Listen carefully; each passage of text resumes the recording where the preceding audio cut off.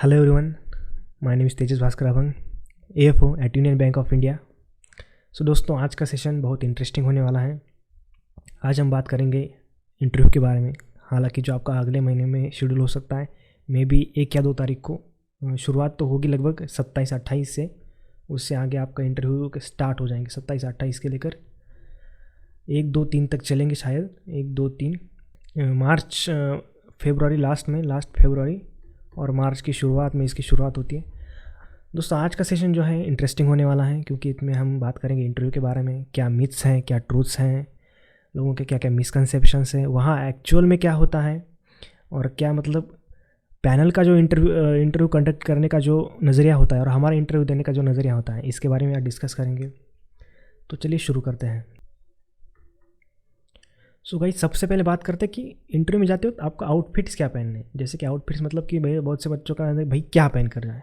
अभी लड़के जो हैं वो पहनेंगे अपने दोस्त का ही, किसी का शर्ट मांग लेंगे, किसी के पैंट मांग लेंगे, उठ के चल देंगे अपना मुंह धो के। लेकिन भाई देखो, इंटरव्यू में जा रहे हो, आपको लगभग 80,000 की सैलरी मिलने वाली है, थोड़ा सा प्रोफेशनल तो रहना पड़ेगा। अब प्रोफेशनल इन द सेंस कि भाई देखो, तुमको शर्ट पैंट एकदम मतलब कि इस्त्री विस्त्री कड़क करके पहनना है। अभी शर्ट में देखो 3 कलर बताता हूँ मैं। एक तो आप पूरा वाइट, प्लेन वाइट पहन लो, या फिर ब्लू जो कि फेंट हो, एकदम फेंट ब्लू हो, या फिर पिंक, वो भी फेंट वाला, फेंट पिंक हो। जाते वक्त ये ध्यान रखना कि थोड़ा सा इस्त्री विस्त्री करके जाए। पता चला वहाँ जाके तुम बैठे हो बस की सीट पे, और जब तुम एंट्री करोगे पूरा जो पीठ वाला जो हिस्सा है पूरा मुड़ जाता है। तो भाई एक काम करो, शर्ट यहाँ से लेके जाओ, जहाँ इंटरव्यू का यह है वही जाके पहन लो। ये दूसरा है ट्राउज़र्स। भाई ट्राउज़र्स कैसे पहने? ट्राउज़र्स आप तो एक ले लो, कंप्लीट ब्लैक ले लो, कंप्लीट ब्लैक, या फिर हल्का सा ब्राउन। ब्लैक में जो ब्राउन आता है, हल्का सा ब्राउन ले लो। ब्राउन भी बढ़िया दिखता है। हालांकि ट्राउज़र्स मतलब इतना कुछ मैटर नहीं करता जितना आपका शर्ट वगैरह मैटर करता है। लेकिन हाँ, शर्ट जो पहनना हमेशा एकदम जो कि फेंट लगे। फेंट इन द सेंस कि आपका शर्ट आपके जो मतलब कि आउटफिट्स होते हैं आपका पूरा बयान करते हैं। जैसे कि आपका कॉन्फिडेंस वगैरह जो है, आपका किस चीज़ को देखने का नज़रिया, आपका अगर भाई जो बंदा अपने आउटफिट्स ठीक ठाक रखता है ना, वो अपना ऑफिस भी ठीक ठाक रखेगा। मतलब कि पूरा उसको आगे चल के पूरा कॉर्पोरेशन उसी को संभालना है। उसके बाद आता है ये छोटी छोटी चीज़ें, जैसे कि बेल्ट। भाई तो बेल्ट 2 प्रकार के क्लिप के आते हैं। देखो ये एक तो ये हो गया, और दूसरा जो आता है वो फ्लिप अप वाला होता है। तो भाई मैं तो रिकमेंड करूँगा कि यही पहन के जाएं। लेकिन फ्लिप अप वाला भी है तो भी कोई दिक्कत की बात नहीं, क्योंकि मैं भी वही फ्लिप अप वाला पहन के गया था। बेल्ट वगैरह में इतना उतना कॉम्प्रोमाइज़ हो जाता है।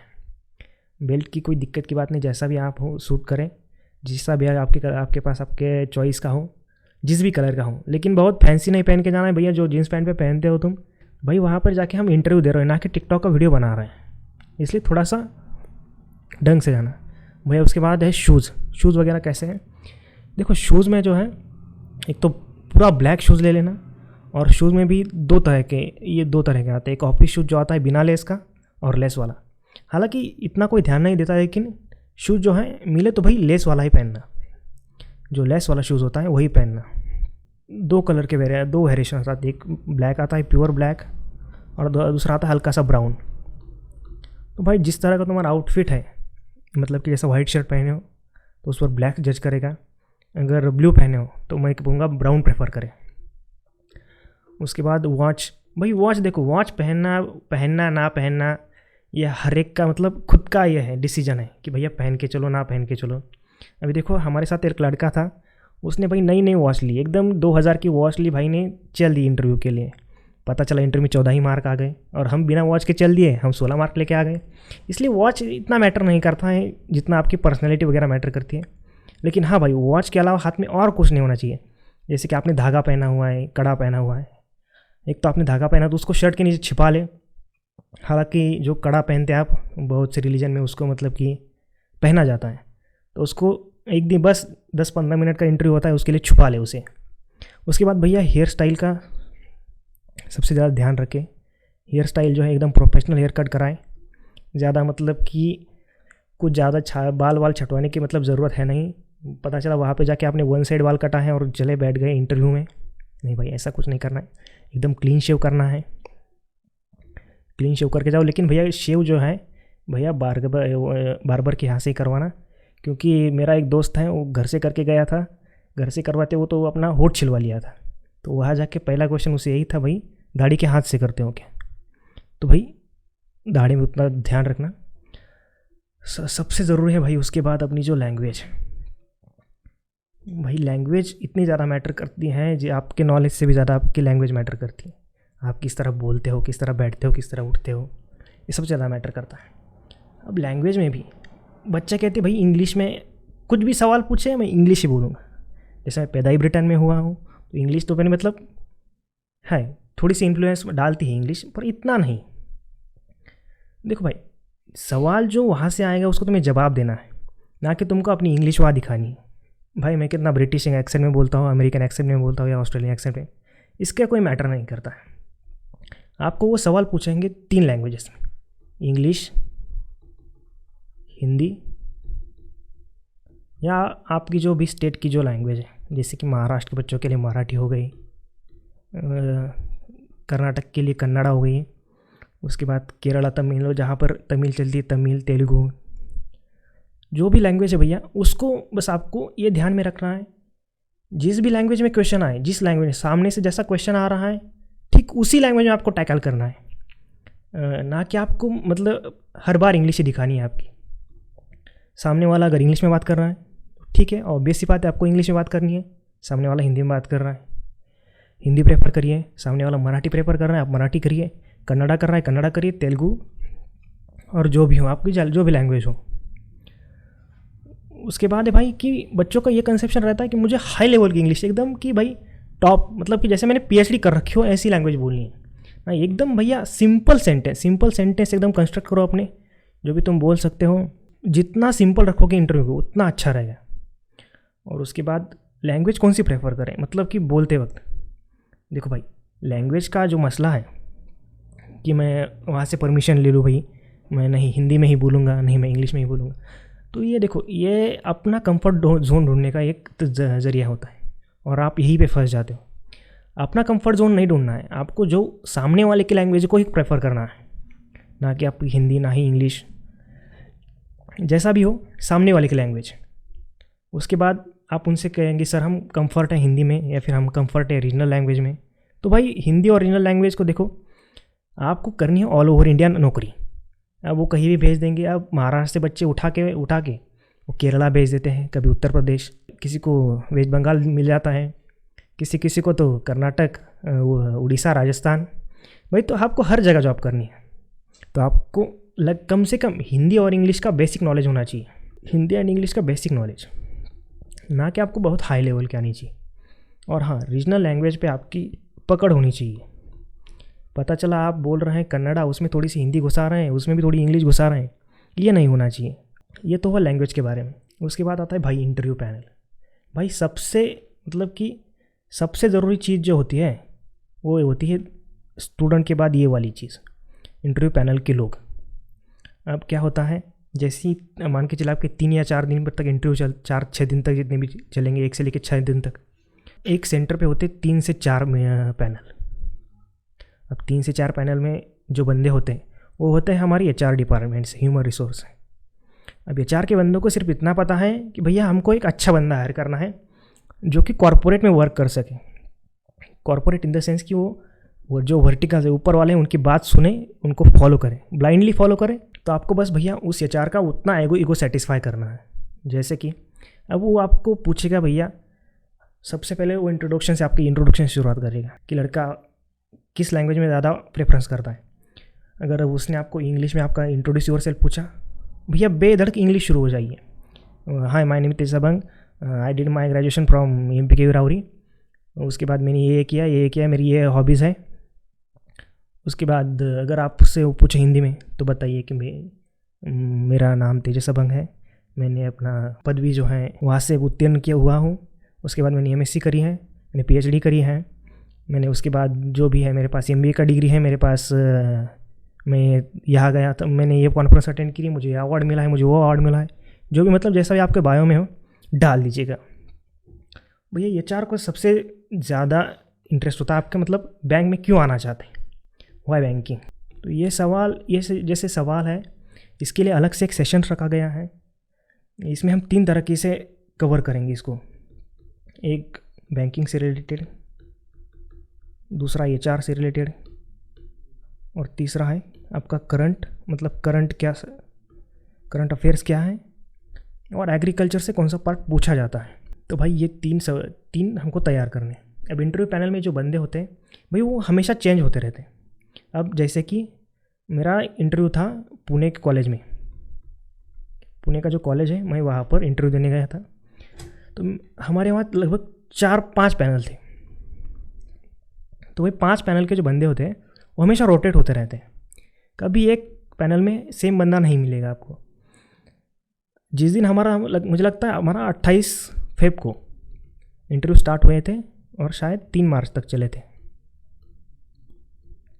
भाई इस बीच हर बंदा मुझे तीसरा पैनल था, जो बंदा तीसरे पैनल से इंटरव्यू देके आ रहा है पहले दिन, भाई वो बता रहा है बहुत अच्छे हैं, बहुत अच्छे हैं, बहुत अच्छे हैं। दूसरे ही दिन भाई तीसरे पैनल में जो भी गए थे कह रहे बहुत घटिया है, बहुत घटिया है, बहुत घटिया है। तो भैया बंदे चेंज होते रहते हैं। जो पहले दिन वाले थे वो बता रहे हैं 4 पर्सन है, जो 4 मेल है और एक लेडीज़ है। दूसरे दिन वाला कह रहा है नहीं पाँचों के पाँचों मेल है। तीसरे दिन फिर सिनेरियो चेंज हुआ भैया, फिर 3 मेल आ गए और 2 लेडीज़ आ गई। इसलिए मतलब कि ये नहीं करना है कि हमारा पैनल बहुत इजी है, वो माफ़ करेगा, ऐसी कोई बात नहीं होती। आपको यह प्रिपरेशन तो पूरी करनी है आपकी। उसके बाद भाई नॉलेज लेवल, हमको कितना नॉलेज होना चाहिए ताकि हम इंटरव्यू क्रैक कर सकें।